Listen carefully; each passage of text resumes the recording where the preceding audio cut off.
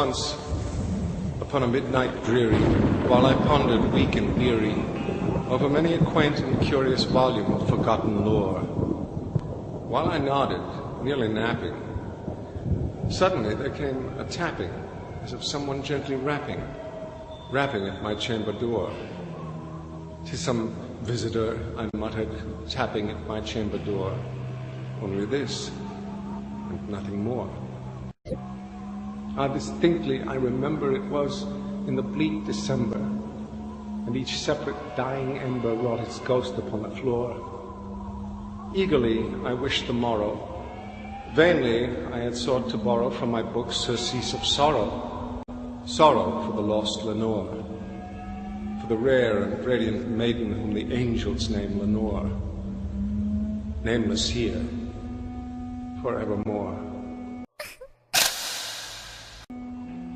And the silken, sad, uncertain rustling of each purple curtain filled me with fantastic terrors never felt before, so that now, to still the beating of my heart, I stood repeating, "'Tis some visitor, entreating entrance at my chamber door, some late visitor, entreating entrance at my chamber door.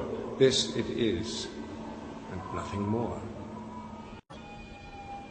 Presently, my soul grew stronger. Hesitating then no longer, "Sir," said I, "or madam, truly your forgiveness I implore, but the fact is I was napping. And so gently you came rapping, and so faintly you came tapping at my chamber door, that I scarce was sure I heard you. Here I opened wide the door. Darkness there, nothing more.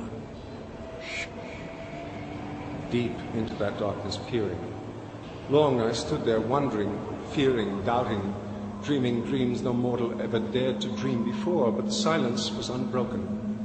The stillness gave no token, and the only word there spoken was the whispered word, "Lenore." This I whispered, and an echo murmured back the word, "Lenore." Merely this, nothing more.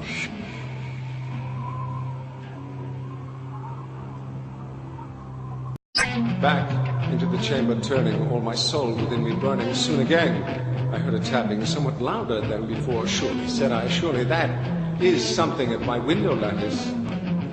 Let me see then what thereat is, and this mystery explore. Let my heart be still a moment, and this mystery explore. 'Tis the wind, and nothing more."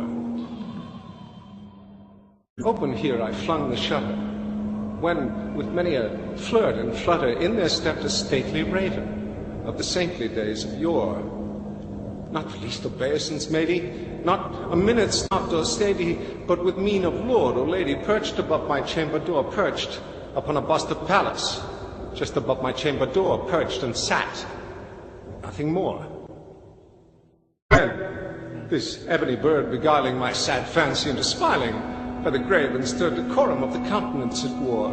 "Though thy crest be shorn and shaven, thou," I said, "art sure no craven, ghastly, grim, and ancient raven, wandering from the nightly shore. Tell me what thy lordly name is on the night's Plutonian shore." Quoth the raven, "Nevermore."